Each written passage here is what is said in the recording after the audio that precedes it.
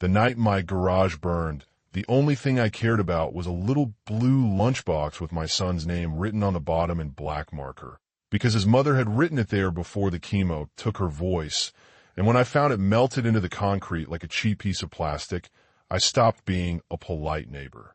I stopped being the tired widower who waved at people from his porch and trimmed his hedges on Sunday mornings. And I became the one thing Evelyn Carrington should have checked before she tried to ruin me. My name is Nathaniel Brooks, Nate to the people who still know me as a human being, and for almost 16 years I worked as a federal attorney putting away men who thought money, charm, and a nice suit could make the law bend around them. So when Evelyn walked in my neighborhood with pearl earrings, a champagne-colored SUV, and that cold little smile women like her use when they mistake cruelty for class, I should have recognized the type immediately. But I did not, because grief makes you slow in strange places. I was still raising my 13-year-old son Caleb alone in a small craftsman house in Briar Glen, Ohio, the kind of old neighborhood where kids left bikes in the yard, retirees watered tomato plants and slippers, and nobody cared if your fence leaned a little because life was already hard enough without measuring each other's grass. My wife, Laura, had loved that house. She painted the front door deep green during her last good summer, planted lavender under the kitchen window, and made me promise, in that quiet hospital voice that still visits me at 3 a.m, that I would keep the place alive for Caleb. So I did. I fixed the porch steps. I coached his baseball team. I made pancakes every Saturday, even when they came out burned around the edges. We were not happy exactly, not yet, but we were breathing. Then Evelyn moved in at the end of Hawthorne Court and decided our peaceful little street needed discipline. Within a week, she was calling herself the community standards chair, even though Briar Glen's Homeowners Association had not held a legal meeting since the late 90s and existed mostly as 3 dusty folders in a county archive. She carried a leather clipboard like a weapon, walked the sidewalks in designer heels, and left cream-colored violation notices in mailboxes as if she had been elected queen by God and property values. Her first notice came to me over my mailbox, an old wooden thing Laura had painted with tiny bluebirds when Caleb was still in kindergarten. Evelyn said it damaged the aesthetic harmony of the community and gave me 48 hours to replace it or pay a $75 daily fine. I remember standing in my driveway, holding that paper, laughing once, not because it was funny, but because some part of me still believed adults could be embarrassed by being wrong. I wrote her a calm letter explaining that the HOA had no active authority, no recorded enforcement bylaws, and no right to issue fines. I even softened the ending because Laura had always said I sounded like a deposition when I got irritated. The next morning, Evelyn was waiting by the lavender bed with a spray bottle in her hand. She smiled at me like we were discussing the weather and said, "Nate, I'm only trying to help you maintain standards." Then she sprayed herbicide straight into the plants my wife had grown from seed. Caleb saw it from the window. He did not cry, which somehow made it worse. He just whispered, "Dad, those were Mom's." And that was the moment I understood this was not about mailboxes or lavender or property values. Evelyn Carrington had found a wounded house, a father trying not to fall apart, and a boy still sleeping with his mother's old sweatshirt under his pillow, and she thought we looked easy. She was wrong. I wish I could tell you I handled things calmly after that, like some wise grieving father who knew exactly how to outsmart a suburban tyrant. But the truth is I stood in my driveway, staring at those dying lavender plants with my fists shaking so hard I could barely unlock my phone.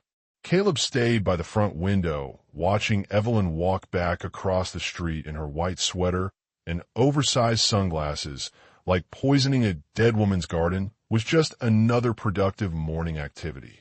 That image stayed with me for weeks, her posture relaxed, almost cheerful, while my son silently picked dried purple flowers out of the dirt one by one and laid them in a cereal bowl because he thought maybe we could save the roots. That night, after Caleb finally fell asleep on the couch beside me, I installed security cameras around the property. Years of federal prosecution teaches you something ugly about people like Evelyn. They escalate. Always. The first victory makes them reckless. The second makes them addicted. And by the third, they stop seeing their victims as human beings at all. 3 days later, at exactly 2:13 in the morning, my phone buzzed with a motion alert. There she was. Hooded sweatshirt, rubber gloves, flashlight clenched between her teeth while she crouched beside my garage door like a raccoon digging through trash. I watched live footage from my bedroom while she taped another violation notice to the side entrance and poured something thick and dark along the bottom trim. Motor oil maybe. Something designed to stain permanently. She even took photographs afterward, probably to document the damage she planned to accuse me of later. The next morning, I brought the footage to the Briar Glen Police Department, where Officer Dennis Hale spent exactly 12 seconds pretending to care before sliding my flash drive back across the desk. Dennis had the tired eyes of a man who stopped believing in effort years ago. He leaned back in his chair and sighed like I was interrupting his lunch break. "Mr. Brooks, Evelyn says you've been harassing her for weeks." I blinked at him. "She poisoned my yard. According to her, she treated invasive weeds. I have video of her trespassing at 2 in the morning." He shrugged. Neighborhood disputes get messy. That was my first clue something deeper was happening, because Dennis Hale was lazy, but he was not stupid. Men like him only protect people when there is a reason. And Evelyn always had reasons. A week later, I found out what one of them was. My younger sister Rachel drove in from Indianapolis to spend Caleb's birthday weekend with us. Her old Subaru looked like it had survived military combat. One headlight taped together with duct tape and a bumper held on mostly by prayer. But Caleb adored her because she treated him like a little adult instead of a fragile kid with a dead mother. Friday night, we sat in the garage building a batting cage from PVC pipe while old country music played from Rachel's phone. For the first time in months, I heard my son laugh so hard he snorted soda through his nose. I remember thinking maybe we were finally turning a corner. Then at 5:40 the next morning, somebody started pounding on my front door hard enough to shake the walls. Caleb jolted awake upstairs. Rachel came stumbling into the hallway half asleep, while outside, an enormous tow truck was already lifting her Subaru off the driveway. "What the hell is this?" I yelled, running outside in sweatpants. The driver barely looked at me. Unauthorized vehicle violation. Then Evelyn appeared from across the street, carrying a travel coffee mug, like she had front row tickets to a show. "Morning, Nate," she said sweetly. "Community parking enforcement." Rachel stared at her. "Lady, I'm visiting my brother." Evelyn tilted her head sympathetically.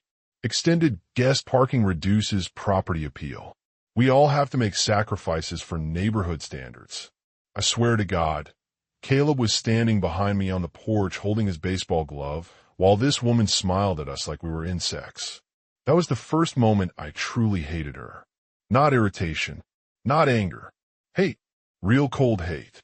Rachel had to pay almost $400 in cash to get her car back from impound lot 40 minutes outside town. And when I started digging into the towing company, the entire rotten structure underneath Briar Glen finally revealed itself. The towing business belonged to Officer Hale's cousin. Half the violation notices in the neighborhood were fake. Elderly residents had been bullied into paying maintenance assessments for landscaping projects that never happened. Single mothers were threatened with legal action over non-existent bylaws. A retired Korean War veteran down the street had paid Evelyn nearly $6,000 over the course of a year because she convinced him his home could be seized for noncompliance. The deeper I looked, the uglier it became, and every trail led back to Evelyn Carrington. Caleb started noticing things too. Kids absorb fear even when adults try to hide it. He stopped riding his bike past Evelyn's house, started checking the locks before bed. One night, while we were eating takeout burgers in the kitchen, he asked me very quietly, "Dad, are we bad neighbors?" That question broke something inside me worse than the lavender, because that is what predators like Evelyn do best. They make decent people feel guilty for defending themselves. I leaned across the table and told him, "No, buddy. Some people just need control so badly they'll hurt anybody to feel powerful." Caleb nodded like he understood, but later that night, I heard him crying in his room for the first time since Laura's funeral. 2 days after that, Evelyn crossed a line civilized people are never supposed to cross. I was downtown in court arguing a fraud motion when my phone exploded with calls from Caleb's middle school. I called back thinking maybe he was sick. Instead, the principal sounded panicked. "Mr. Brooks, your son had some kind of anxiety episode. He came home during lunch and found strangers inside your house." My stomach dropped so hard I nearly collapsed against the courthouse wall.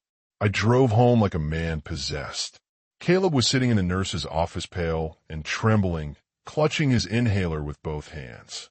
"They were in Mom's room," he whispered the second he saw me. "Dad, they were taking pictures." I felt ice spread through my chest. 2 men claiming to be emergency property inspectors had entered my home using forged paperwork about hazardous conditions. They photographed bedrooms, opened drawers, even searched my office. Caleb walked in on them alone. One of the men apparently told him, "Adults are handling community business, son. Stay out of the way." Community business. That phrase echoed in my head all night while Caleb slept beside me, because he was too scared to stay in his own room. But those idiots made one mistake. They left behind a clipboard, and the fake inspection company printed across the top had been registered just 36 hours earlier, under the name of Evelyn Carrington's brother-in-law. That was the moment I stopped thinking like a grieving father and started thinking like a federal prosecutor again. And once I started pulling at those threads, the entire damn sweater began to unravel. The funny thing about rich people who spend their entire lives bullying others is they eventually start believing they are untouchable. Evelyn reached that stage sometime around early November, right around the moment federal investigators quietly started building a case around her without her even noticing. By then, I had already contacted an old friend from D.C., Marcus Delaney, one of the sharpest financial crime investigators I had ever worked with. Marcus was the kind of guy who could glance at 3 tax returns and tell you which one hid offshore money. After reviewing everything I gathered from Briar Glen, he called me at midnight and said something I will never forget. "Nate, your neighbor isn't just a control freak. She's running organized fraud.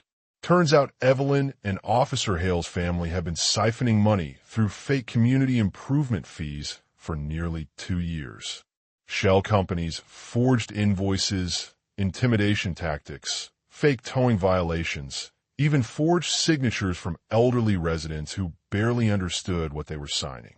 Marcus estimated they had stolen close to $400,000 from people too intimidated or exhausted to fight back. But what made the case truly federal was the discrimination.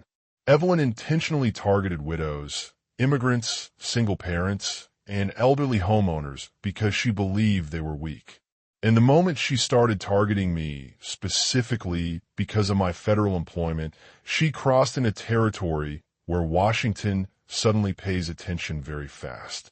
Within 2 weeks, federal investigators were quietly interviewing neighbors while unmarked vehicles rotated through Briar Glen like ghosts.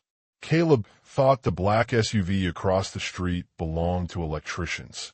I let him believe that because children deserve at least a few more years before they learn how ugly adults can become. Then Evelyn got desperate. Desperate people stop thinking long-term. They stop calculating risk. They just want the fear to end. And fear makes monsters sloppy. It started with a break-in. I came home one evening to find my office torn apart. Drawers dumped onto the floor, case files scattered everywhere. Laura's framed photograph shattered beside the desk. But nothing valuable was missing. Instead, someone had planted documents. Fake bank statements. Forged emails. Fabricated evidence suggesting I had accepted bribes during federal prosecutions years earlier. At the top of the stack sat a typed anonymous note. Everybody finds out what you really are eventually. I almost admired the effort. Almost. But Evelyn did not understand how prosecutors think.